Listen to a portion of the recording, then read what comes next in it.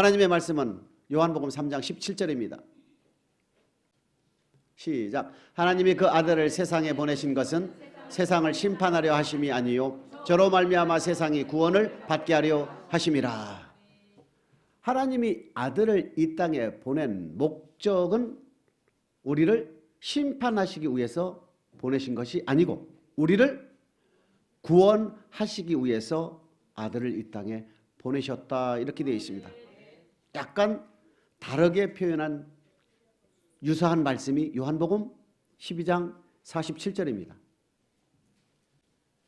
시작. 사람이 내 말을 듣고 지키지 아니할지라도 내가 저를 심판하지 아니하노라. 내가 온 것은 세상을 심판하려 함이 아니요 세상을 구원하려 함이로라. 이 말씀을 우리가 잘 듣고 읽게 되면은 우리를 심판하실 주님이 아니고 또한 말씀에 순종하지 않아도 우리를 심판하지 않는 주님으로 우리가 생각할 수도 있어요. 문맥을 보게 되면, 문장을 보게 되면. 근데 요한복음 12장 47절에 보게 되면 내 말을 지키지 않아도 심판을 하지 않고 나는 너희를 구원하기 위해서 왔다, 이렇게 되어 있습니다. 그러니까 2000년 전에 베들레헴 마국간에서 육체의 모습으로 이 땅에 오신 예수 그리스도는 우리를 구원하시기 위해서 오신 것이지 우리를 심판하러 오신 것이 아니다라고 말씀을 우리가 이해를 해야 됩니다. 즉 육체로 임하신 초림의 예수님은 우리를 심판하시는 것이 아니고 우리를 구원하시기 위해서 이 땅에 오셨다, 이렇게 되어 있습니다. 그러면 예수 그리스도는 우리가 누군가를 다시 한번 살펴보겠습니다. 예수 그리스도는 누구십니까? 요한일서 5장 6절입니다. 시작. 이는 물과 피로 임하신 자니 곧 예수 그리스도시라. 물로만 아니요 물과 피로 임하셨고. 예수 그리스도가 창세기 3장 15절에 이 땅에 보내시기로 하나님께서 선포하신 뒤로 창세기 5장과 창세기 11장을 보게 되면 아담으로부터 노아의 아들 셈까지, 셈으로부터 아브라함까지 족보가 상세하게 기록이 되어 있습니다. 그리고 나서 신약 마태복음 1장 1절에 보게 되면 아브라함과 다윗의 자손 예수 그리스도의 세계라. 예수 그리스도가 하나님께서 말씀하신 뒤로 4000년 뒤에 이스라엘 베들레헴 조그만 마을에서 태어나신 거예요. 그 태어나신 예수 그리스도를 요한일서 5장 6절에 보게 되면 물과 피로 임했다, 이렇게 표현을 하고 있습니다. 예수 그리스도는 이 땅에 어떻게 왔다고요? 물과 피로 임했다 이겁니다. 우선 피가 뭡니까? 십자가의 예수 아니겠습니까? 창세기 3장 15절에 예수를 이 땅에 보내시기로 결정한 하나님께서 아담 이후로 태어나는 모든 인간들은 죄 아래 가둬놨다는 얘기입니다. 갈라디아서 3장 25절 사이에 보게 되면 성경이 모든 것을 죄 아래 가둬놨다, 이렇게 되어 있습니다. 그러니까 저와 여러분들은 모태에 조성되기 전에 이미 하나님께서 택하셨지만 모태에 조성될 때에도 죄악 중에 잉태하고 태어날 때도 죄 중에 출생한다. 그렇기 때문에 저와 여러분들은 태어날 때부터 이미 아담의 원죄를 가지고 태어나게끔 되어 있다 이겁니다. 로마서 5장 12절에 보게 되면 아담 한 사람으로 말미암아 죄가 세상에 들어오고 죄로 말미암아 사망에 이르렀나니 모든 사람이 죄를 범하였으므로 사망이 모든 사람에게 이르렀느니라, 이렇게 되어 있어요. 그래서 저와 여러분들 그 아담의 죄 문제를 해결하지 않는다면 죄의 삭은 사망이기 때문에 예외 없이 사망한다 이겁니다. 지옥에 갈 수밖에 없는 운명으로 저와 여러분들은 태어난다 이겁니다. 그렇기 때문에 창세기 3장 15절에 하나님께서는 아담 이후로 태어난 모든 사람들을 죄 아래 가둬놓고 누구를 보내기로 결정합니까? 예수 그리스도를 저와 여러분들에게 보내시기로 결정하신 거예요. 그것이 바로 요한복음 3장 17절에 보게 되면 우리를 심판하러 오시는 주님이 아니고 초림의 예수님은 우리를 구원하기 위해서 왔다. 무슨 구원? 죄에서 구원이라는 얘기입니다. 그래서 갈라디아서 4장 4절 5절에 보게 되면 율법 아래에 있는 저와 여러분들을 속량하게 하시고 하는 그 율법은 바로 아담의 원죄의 율법을 얘기하는 겁니다. 주님은 반드시 우리를 심판하러 오신 것이 아니고 우리를 죄에서 구원하시기 위하여 2000년 전에 육체로 이 땅에 임하셨다는 얘기입니다. 마태복음 1장 21절에 보게 되면 아들을 낳으리니 이름을 예수로 하라. 그가 자기의 백성을 저희의 죄에서 구원할 자다 이렇게 되어 있습니다. 그렇기 때문에 예수 그리스도는 육체로 임하신 예수님은 우리를 죄에서 구원한다는 얘기입니다. 근데 예수님이 왜 반드시 십자가에 피를 흘려야 됩니까? 죄의 삭은 사망이다 이겁니다. 반드시 죄를 지게 되면 죽어야 된다 이겁니다. 죽어야 되는데 레위기 17장 11절에 보게 되면 육체의 생명은 피에 있고 히브리서 9장 22절에 보게 되면 율법의 모든 것은 다 피 흘림이 없이는 사함이 없다. 그러니까 죄의 삭은 사망이기 때문에 죄를 청산하지 않고서는 우리가 죽을 수밖에 없는데 그 죄의 청산 문제는 반드시 피를 통하여 피는 육체의 생명이기 때문에 육체의 생명이라는 게 피 없이는 죽지 않습니까? 그럼 피 흘리면 죽는다는 얘기니까 피가 흘리게 되면은 이것은 뭐다?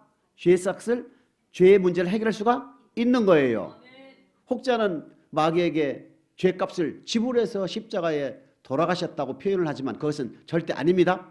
죄의 삭은 사망이기 때문에 반드시 죽어야 다 피를 흘려야 되는데 그것이 인류의 죄를 위하여 예수 그리스도께서 입에 괴사가 없는 그분께서 직접 십자가에 매달려 피를 흘리신 거예요. 자, 죄사함을 받을 길이 열렸지요? 에베소서 1장 7절입니다. 시작. 우리가 그리스도 안에서 그의 은혜의 풍성함을 따라 그의 피로 말미암아 구속 곧 죄사함을 받았으니 예수 그리스도의 은혜의 풍성함을 따라 그의 피로 말미암아 우리가 죄사함을 무슨 죄입니까 이게? 아담으로부터 흘러오는 우리의 죄를 얘기하는 거예요. 이게 여러분과 저의 의지와 관계 있습니까? 없다 이겁니다. 그러니까 모든 사람은 예수를 향할 수밖에 없다 이겁니다. 예수 외에는 구원이 없다는 얘기입니다. 사도행전 4장 12절에 보게 되면 이 죄 문제를 해결하기 위해서는 반드시 예수를 향하게 되어 있는 거예요. 죄에서 구원이라는 걸 잊지 않기를 축복합니다. 그렇다면 죄에서 구원됐다는 의미는 로마서 3장 24절입니다. 시작. 그리스도 예수 안에는 구속으로 말미암아 하나님의 은혜로 값없이 의롭다 하심을 얻은 자 되었느니라. 그래요. 예수의 피의 공로로 저와 여러분들은 성령에 의해서 주는 그리스도시요 살아계신 하나님의 아들임을 고백하는 순간 맞지요? 그 순간 우리는 하나님의 사랑을 체험하면서 예수님의 보혈에 의하여 우리는 죄사함을 받을 수 있는 길이 열리고 죄사함을 받은 의인이 되었다 이렇게 됐습니다. 저와 여러분 뭡니까? 의인이라는 얘기입니다. 이 뜻이 뭐냐? 타락 이전에 아담 위치로 회복이 되었다 이 뜻입니다. 에베소서 2장 8절입니다. 시작. 너희가 그 은혜를 인하여 믿음으로 말미암아 구원을 얻었나니 이것이 너희에게서 난 것이 아니요 하나님의 선물이라. 하나님의 은혜요 하나님의 사랑이요 하나님의 선물로 저와 여러분들은 값없이 죄에서 구원받은 의인이 되었다는 얘기입니다. 믿음으로 됩니까? 율법의 행위로 되는 것입니까? 오직 믿음이라는 얘기입니다. 무슨 믿음? 주는 그리스도시요 살아계신 하나님의 아들임을 고백하는 믿음이다 이겁니다. 성령에 의해서 하나님의 사랑을 받았어. 예수 그리스도의 사랑을 우리가 체험하고 난 뒤에 바로 나타나는 것은 예수는 나의 구세주다. 그리스도다. 메시아다. 살아있는 하나님의 아들임을 고백하게 되면 우리는 죄에서 구원받아 의인이 된다는 얘기입니다. 절대 잊지 않기를 주님의 이름으로 축복합니다. 그 다음에 하나님의 전적인 사랑과 하나님의 은혜요 하나님의 선물로 우리가 구원을 받은 저와 여러분들은 지금 의인이 되어 있는 거 맞습니까? 이것이 바로 예수 그리스도는 피로 임했다 이렇게 되어 있어요. 요한일서 5장 6절에 보게 되면 예수 그리스도는 2000년 전에 물과 피로 임했다 이렇게 되어 있지요. 그 피는 바로 우리의 죄 문제를 해결하기 위해서 죽을 수밖에 없었다. 고린도전서 15장 3절 4절에 보게 되면 성경대로 죽었다가 3일 만에 부활하셔야 된다 얘기입니다. 그 다음에 물이라는 게 있습니다. 물은 이사야서 55장 1절 2절 3절을 찾아보게 되면 하나님의 말씀으로 되어 있습니다. 말씀으로 이 땅에 오신 예수님이라는 얘기입니다. 첫 번째는 뭐로 왔다고요? 피로 임했다 이겁니다. 육체로 임하신 예수님이라는 얘기입니다. 두 번째는 말씀으로 임하신 예수님이라는 얘기입니다. 주님께서 이 땅에 오셔서 전한 말씀이 영생의 말씀 맞습니까? 요한복음 1장 14절입니다. 시작. 말씀이 육신이 되어 우리 가운데 거하심에 우리가 그 영광을 보니 아버지의 독생자의 영광이요 은혜와 진리가 충만하더라. 말씀이 육신이 되어 이 땅에 오신 분이 누구다? 예수 그리스도라는 얘기입니다.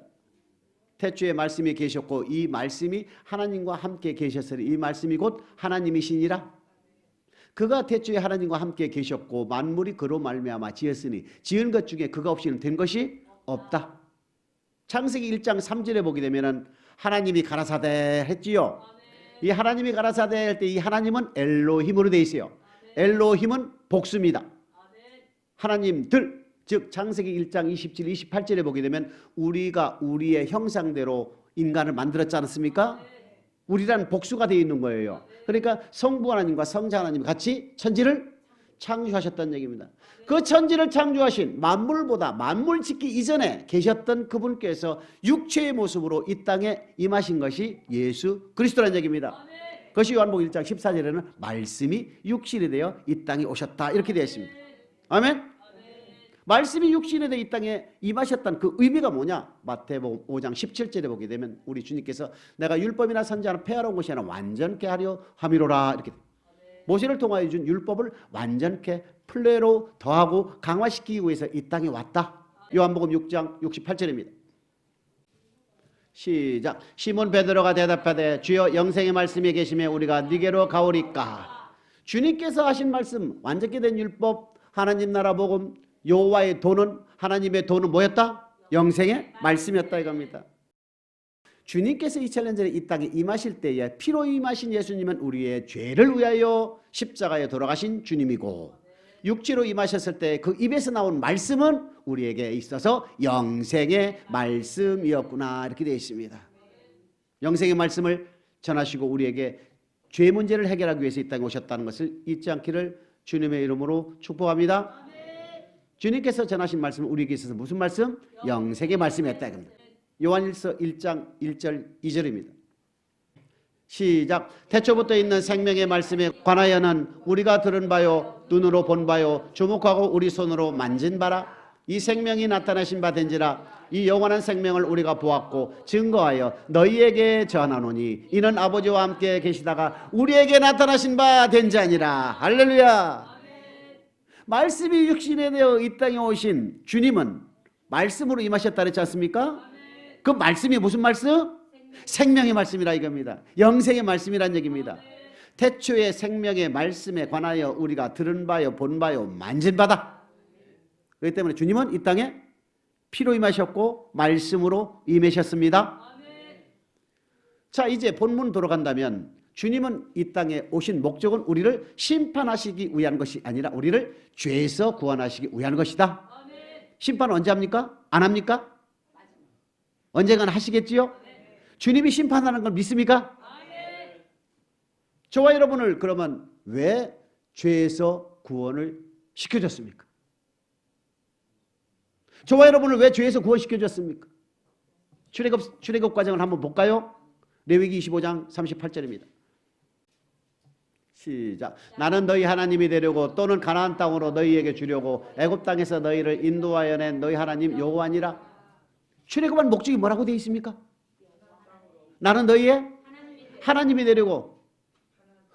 부모와 자식 간이 맺어지는 가까운 사이로 맺어주겠다는 얘기입니다. 그 목적 또한 뭐라고 되어 있습니까? 가나안 땅으로 너희를 주려고. 가나안 땅은 히브리서나 시편을 보게 되면은 안식으로 되어 있고 히브리서 11장 8, 9, 10절에 보게 되면은 하나님이 경영하시고 지으실 터가 있는 성이다. 새 성, 거룩한 성 예루살렘을 얘기하는 거예요. 천국을 얘기하는 겁니다. 즉 저와 여러분들을 택한 목적과 출애굽한 목적은 동일합니까? 다릅니까? 같지요? 출애굽한 이스라엘 백성들의 출애굽의 목적, 구원의 목적은 우리 하나님께서 나는 너희의 하나님이 되고 또는 가나안 땅으로 너희를 천국으로 너희를 데려가기 위해서 이렇게 되어 있습니다. 그렇기 때문에 우리 하나님께서는 이스라엘 백성들에게 요구하는 게 무엇입니까? 신명기 27장 8, 9, 10절입니다. 시작. 너는 이 율법의 모든 말씀을 그 돌들 위에 명백히 기록할지니라. 모세가 레위 제사장들로 더불어 온 이스라엘에게 고하여 가로되 이스라엘아 잠잠히 들으라. 오늘날 내가 내 하나님 여호와의 백성이 되었으니 그런즉 내 하나님 여호와의 말씀을 복종하여 내가 오늘날 내게 명하는 그 명령과 규례를 행할지니라. 야 이스라엘아 반석교인들아 잠잠하라. 오직 여호와의 말씀에 복종할지어다 이겁니다. 여호와의 백성이 되었으니 즉 애굽에서 구원받았으니 죄에서 구원받았으니 이 뜻입니다. 죄에서 구원받은 목적은 여호와의 말씀에 순종하게 하기 위한 것이다. 잊지 않기를 축복합니다. 저와 여러분을 왜 죄에서 구원받았습니까? 여호와의 말씀에 순종하게 하기 위해서 죄에서 구원받았다는 얘기입니다. 신학은 동일하게 있습니까? 에베소서 1장 4절 5절입니다. 시작. 곧 창세전에 그리스도 안에서 우리를 택하사 우리로 사랑 안에서 그 앞에 거룩하고 흠이 없게 하시려고 그 기쁘신 뜻대로 우리를 예정하사 예수 그리스도로 말미암아 자기의 아들들이 되게 하셨으니 거룩하고 흠이 없다. 즉 누가 하나님의 백성입니까? 레위기 25장 38절에 보게 되면 나는 너희 하나님이 되려고 했잖아요. 하나님과 우리 사이는 하나님 아버지라 부를 수 있는 자격은 그분의 말씀에 온전히 순종하는 것을 얘기하는 것이다. 한번 볼까요? 에레미야 11장 4절입니다. 시작. 이 언약은 내가 너희 열조를 셋불모 애굽 땅에서 이끌어내던 날에 그들에게 명한 것이라. 곧 내가 이르기를 너희는 나의 목소리를 청종하고 나의 모든 명령을 쫓아 행하라. 그리하면 너희는 내 백성이 되었고 나는 너희 하나님이 되리라. 모든 명령을 청종하고 순종하고 따르면 나는 너희 하나님이 되고 나는 너희의 하나님이 되고 너희는 내 백성이 된다 이겁니다. 조건이 붙지 않습니까? 나의 모든 명령을 지켜 행하게 되면 그 뜻이에요. 어느 건 순종하고 어떤 것은 순종하지 않는다면 이 문맥은 이 말씀은 나에게 적용이 되는 것이 아니다. 너가 나의 모든 명령을 청종하고 따르면 나는 너희 하나님이 되고 너희는 내 백성이 된다. 레위기 25장 38절에 뭐라고 되어 있습니까? 나는 너희 하나님이 되려고 가나안 땅을 너희에게 주려고 내가 너희를 애굽에서 구원해냈다. 이해됩니까? 그리고 에베소 1장 3절에 보게 되면 거룩하고 흠이 없다는 얘기는 모든 말씀을 순종하는 것을 얘기하는 것이다. 그러니까 하나님의 아들들이 되게 해주겠다. 창세전에 저와 여러분을 택한 목적은 거룩하고 흠이 없게 하여서 하나님의 아들 삼기 위해서 저와 여러분을 택했듯이 출애굽한 이스라엘 백성들 또한 애굽에서 나온 목적은 출애굽한 목적은 하나님은 그의 하나님이 되시고 가나안 땅을 그들에게 주기 위해서 그들을 구원한 목적과 동일하지 않습니까? 그러나 이스라엘 백성들과 우리 사이에 맺어지는 것은 동일하게 역사한다는 얘기입니다. 베드로 전서 1장 2절에 보게 되면 거룩하고 흠이 없다는 그 말씀 대신에 예수 그리스도의 핏부림의 사랑과 순종함을 위해서 저와 여러분들이 성령의 거룩하게 하심으로 택함을 입었다 이렇게 기록이 되어 있어요. 그래 신명기 27장 8, 9, 10절이나 베드로전서 1장 2절 말씀은 같다는 얘기입니다. 오늘날 너희가 여호와의 백성이 되었으니 여호와의 말씀에 복종할지어다 이렇게 되는 거예요.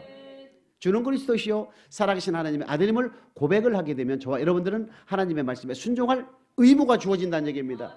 왜 의무가 주어집니까? 나는 너희의 하나님이 되고 가나안 땅 즉 천국으로 너희를 인도해 주겠다는 말씀이에요.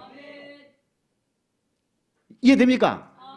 이렇기 때문에 하나님은 출애굽기 19장 5절 6절 보시겠습니다. 시작. 세계가 다 내게 속하였나니 너희가 내 말을 잘 듣고 내 언약을 지키면 너희는 열국 중에서 내 소유가 되겠고 너희가 내게 대하여 제사장 나라가 되며 거룩한 백성이 되리라. 너는 이 말을 이스라엘 자손에게 고할지니라. 이렇게. 출애굽기 12장에 피 바르고 13장에 불기둥과 구름기둥으로 인도함을 받아 출애굽기 14장 출애굽기 15장 2절에 여호와는 나의 힘이요 나의 노래요 나의 구원이시다 고백을 했지 않습니까? 그 고백한 이스라엘 백성들에게 6가지 일들을 그들에게 보여주시고 출애굽기 19장 5절 6절에 지금 뭐라고 합니까?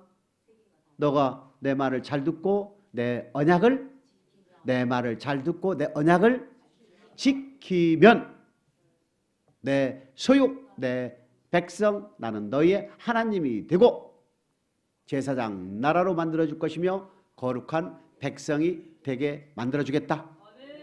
내 소유라는 게 무엇입니까? 하나님의 소유, 하나님의 백성이 된다는 뜻은 아까 말씀드렸듯이 여호와의 말씀을 청종하고 다 지키는 것을 의미하는 것이다. 그런 조건이 성립이 되었을 때 내 백성 된다 이겁니다. 여호와는 나의 목자시니 내게 부족함이 없으리로다. 그가 나를 푸른 저장으로 누이시며 쉴만한 물가로 인도해 주시는 하나님이 되어 주시겠다는 얘기입니다. 이 땅에서 먹을 거 마실 거 입을 거를 책임져 주시는 여호와 하나님 아버지가 되고 우리는 그의 아들이 되어준다는 조건이 나는 너희의 하나님이 되고 너희는 내 백성이 된다는 그 조건은 바로 내 말을 잘 듣고 내 언약을 지켜야만이 가능하다는 얘기입니다. 그리하고 거룩한 백성 즉 가나안 땅 거룩한 성 새 예루살렘으로 인도함을 받는 조건은 뭡니까? 내 말을 잘 듣고 내 언약을 지켜야 된다는 얘기입니다. 에베소서 1장 4절에 동일한 말씀 아닙니까? 그리스도 사랑 안에서 우리를 택하사 거룩하고 흠이 없게 만든 그 이유는 하나님의 아들들이 되게 하기 위한 것이다. 베드로전서 1장 2절에 보게 되면 성령의 거룩하게 하심으로 순종함과 핏부림을 얻기 위하여 저와 여러분들이 고백을 했고 구원받았다는 얘기입니다. 이것은 바로 우리를 거듭나게 하사 썩지 아니할 기업을 잊게 하게 하기 위해서 저와 여러분을 택했다는 얘기입니다. 저와 여러분 왜 교회에서 예수는 그리스도이셔 살아계신 하나님의 아들임을 고백했습니까? 하나님의 백성이 되어서 하나님의 소유가 되어서 이 땅에서 복을 받고 영생의 복을 받기 위한 것이다. 이렇게 됐어요. 근데 영생의 복을 받고 이 땅의 복을 받기 위해서는 반드시 내 언약을 지키고 내 말을 잘 들어야 된다는 얘기입니다. 너희가 내 말을 잘 듣고 내 언약을 지킬 때 내 소유가 된다 이겁니다. 여호와는 우리의 목자, 여호와는 우리의 하나님 아버지가 되어지고 우리는 그의 백성이 되어서 우리가 그의 돌보심을 받을 수가 있다는 얘기입니다. 또 하나는 제사장 나라 믿음의 계보를 이어줘서 세계 모든 민족 위에 뛰어나게 해주실 뿐만 아니라 주님 앞에 섰을 때는 주님의 품에 안기는 축복이 우리에게 주어진다는 얘기입니다. 저와 여러분은 왜 구원받았습니까? 하나님의 백성이 되어서 이 땅에서 복받고 천국의 복을 받기 위한 것이다. 근데 이 땅에서 복받고 천국을 받기 위해서는 반드시 하나님은 우리에게 요구하는 것은 너희가 내 말을 잘 듣고 내 언약을 지켜야 된다. 순종함과 핏부림을 얻기 위해서 택함을 입었다. 창세전에 저와 여러분이 택함을 받은 것은 거룩하고 흠이 없게 하기 위한 것이다. 똑같은 거예요. 그렇기 때문에 우리는 그의 백성이 된다는 것을 다시 한번 자부심을 가지시고 이 시간을 통하여 다시 한번 결심하는 저와 여러분 되시길 주님의 이름으로 축복합니다. 주님은 우리를 왜 택했습니까? 사랑의 과실을 또한 맺게 하기 위한 것이다. 너희가 나를 택한 것이 아니라 내가 너희를 택하여 세워나니 사랑의 과실을 맺게 하기 위해서 택했다 이겁니다. 창세전에 모태에 조성되기 전에 하나님이 저와 여러분을 택하셔서 잉태시키고 그죠? 오장육부를 만드시고 우리를 엄마 뱃속에서 출생시켜서 교회로 인도하여서 고백을 하게 된 그 이유는 바로 하나님은 우리의 하나님이 되시고 우리는 그의 백성이 되어서 천국으로 인도함을 받기 위한 것이다. 그렇기 때문에 하나님은 반드시 우리는 하나님과 뭐를 맺어야 됩니까? 언약을 맺어야 된다. 그래서 신약과 구약이 우리 앞에 주어졌다 이겁니다. 뭐가 주어졌다고요? 신약과 구약이 저와 여러분들에게 주어진 거예요. 이걸 폼으로 주어진 게 아니다 이겁니다. 신약, 구약은 언약, 약자 맞습니까? 그렇기 때문에 저와 여러분들은 지금 하나님과 무슨 백성? 언약 백성이다 이겁니다. 그 언약에 따라서 이 땅에서 복을 받을 수가 있고 못 받을 수가 있고 또 천국에 갈 수도 있고 못 갈 수도 있다 이겁니다. 주님은 이 땅에 2000년 전에 오셨을 때 우리를 심판하러 오셨습니까? 우리를 구원하러 오셨습니까? 그 구원은 바로 죄에서 구원입니다. 그리고 승천하시면서 우리에게 뭐라고 요구하십니까? 너희는 위로부터 능력을 입히올 때까지 이성에 유하라.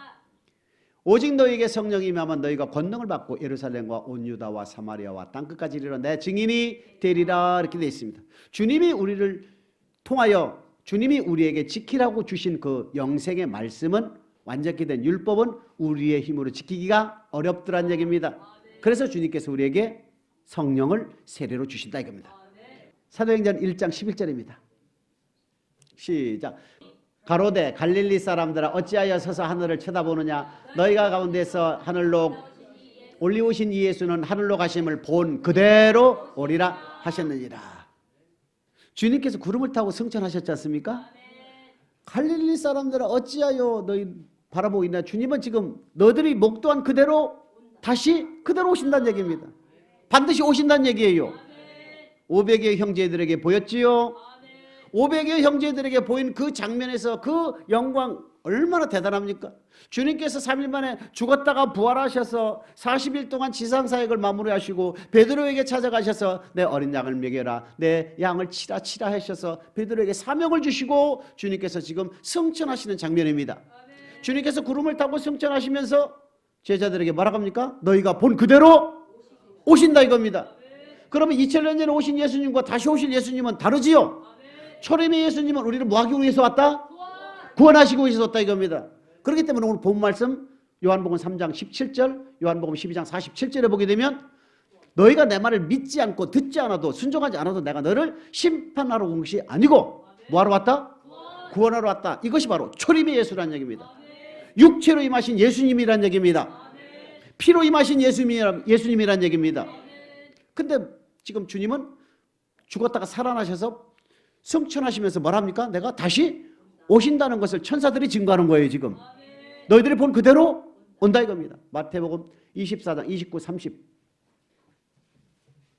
시작. 그날 환란 후에 즉시 해가 누워지며 달이 빛을 내지 아니하며 별들이 하늘에서 떨어지며 하늘의 권능들이 흔들리리라.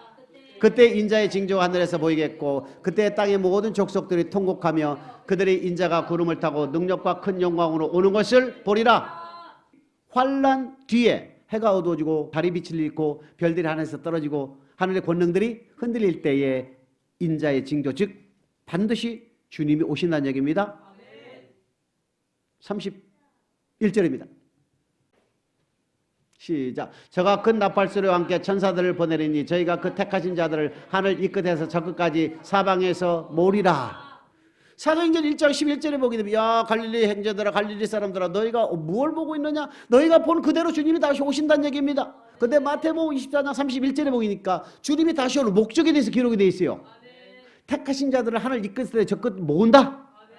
아, 주님께서 택하신 자들을 하늘 이 끝에서 저 끝에 모으시기 위해서 심판하시기 위해서 이 땅에 오신다는 얘기입니다. 계시록 1장 7절입니다. 시작. 볼지어다 구름을 타고 오시리라. 각인의 눈이 그를 보겠고 그를 찌른 자들도 볼 터이요 땅에 있는 모든 족속이 그를 인하여 애곡하리니 그러하리라. 아멘. 뭘 타고 온다고요? 구름을 타고 오신다 이겁니다. 그러면 지구상에 예수님이 많았어요? 적었어요?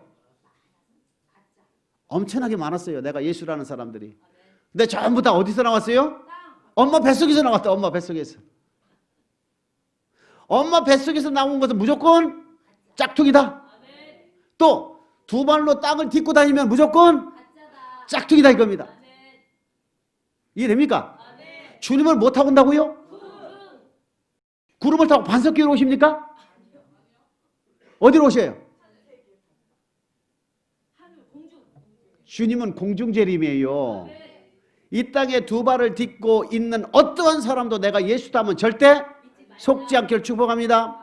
마태복음 24장에 보게 되면은 골방에 있다도 믿지 말고 광야에 있다도 나가지 말라 이겁니다. 절대 믿지 않기를 축복합니다. 구름을 타고 오신다 이겁니다. 데살로니가전서 4장 16, 17 시작. 주께서 호령과 천사장의 소리와 하나님의 낫발로 친히 하늘로 쫓아 강림하시리니 그리스도 안에서 죽은 자들이 먼저 일어나고 그 후에 우리 살아남은 자도 저희와 함께 구름 속으로 끌어올려 공중에서 주를 영접하게 하시리니 그리하여 우리가 항상 주와 함께 있으리라. 주님이 오실 때 일어나는 현상이 첫 번째는 뭐가 있습니까? 부활이 일어난다 이겁니다. 부활도 순서가 있더란 얘기입니다. 고린도전서 15장 23절에 보면 예수께 붙어있는 자, 예수께 붙어있다가 죽은 자들이 먼저 부활하고 예수께 붙어있는 자 중에 산 사람들이 그 다음에 부활이 된다. 두 번째는 공중으로 뭐 한다고요? 들림을 받는다 이겁니다. 누가? 그리스도께 붙어서 생존한 사람들은 뭐 한다고요? 공중으로 들림을 받는다 이겁니다. 주님은 지상으로 재림하는 것이 아니라 구름을 타고 공중으로 재림한다는 얘기입니다. 주님은 반드시 구름을 타고 공중 재림이라는 얘기입니다. 지상에 발을 딛고 엄마 뱃속에서 나온 그 누구도 믿지 않기를 주님의 이름으로 축복합니다. 주님은 반드시 구름을 타고 우리를 뭐하러 온다고요? 심판으로 오신다 이겁니다. 알곡과 쭉정이를 가르러 온다 이겁니다. 믿으십니까? 주님은 구름을 타고 공중 재림이다. 언제 오시냐 이겁니다. 언제? 고린도전서 15장 51절 시작. 보라 내가 너에게 비밀을 말하노니 우리가 다 잠잘 것이 아니요 마지막 나팔에 순식간에 호련히 다 변화하리니. 언제 변한다고요? 마지막 나팔에 호련히 변화된다는 얘기는 부활된다는 얘기입니다. 그럼 나팔도 여러 개가 있겠네요. 계시록에 보게 되면은 말세의 징조에서 7인이 있지요. 환란에 대한 7 나팔이 있지요. 진노의 7 대접, 즉 심판에 대한 7 대접이 있지 않습니까? 여기서 말하는 마지막 나팔은 7째 나팔을 얘기하는 것이네요. 맞습니까? 나팔 7째 나팔 불 때에 주님이 뭐 하신다? 구름을 타고 재림을 하셔서 공중에서 천사들을 보내어 하늘 이 끝에서 땅 끝 저 끝까지 택하신 자들 모아 공중으로 들러 올려서 부활시킨다 이겁니다. 여기에 참여하는 저와 여러분 되시길 주님을 축복합니다. 아이고 언제 올지 모르지 뭐 난 그 안에 죽어 하는 사람들은 전도서 12장 7절에 보게 되면 반드시 흙은 여전히 흙으로 돌아가고 신은 즉 우리의 영혼은 하나님께로 돌아간다.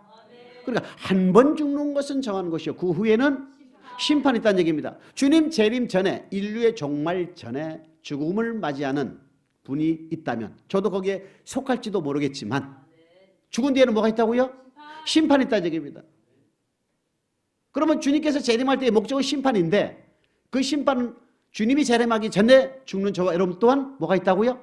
심판이 있다 이겁니다. 그러면 주님이 입으로 심판합니까?